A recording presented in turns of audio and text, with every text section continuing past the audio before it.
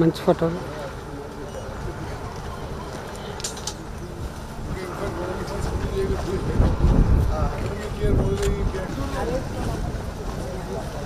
కాంగ్రెస్ ప్రభుత్వం విద్యా వ్యవస్థని మెరుగుపరచడానికి గ్రామీణ ప్రాంతాల్లో నిరుపేద పిల్లలకి ఒక ప్రపంచ స్థాయి గ్లోబల్ స్టాండర్డ్ ఎడ్యుకేషన్ ఇవ్వడానికి మేము అన్ని రకాల ఇనిషియేటివ్స్ తీసుకుంటున్నాం రాష్ట్ర కాంగ్రెస్ ప్రభుత్వం.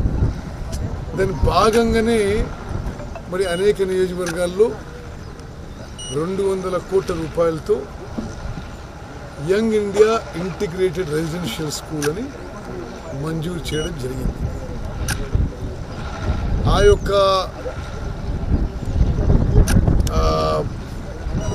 ప్రోగ్రాం కింద ఇక్కడ గడ్డిపల్లిలో మరి ఆనాడు ఉప ముఖ్యమంత్రి గారు, జిల్లా మంత్రి వెంకటరెడ్డి గారు కూడా వచ్చి ఈ లొకేషన్ చూస్ చేయడం జరిగింది.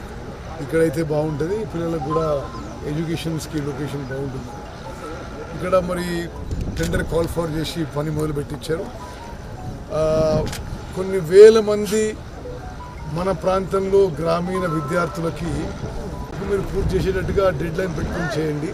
సో దట్ 2027 అకాడమిక్ ఇయర్తో మొదలు పెట్టచ్చని చెప్పి నేను మనం చేస్తాను. Thank you.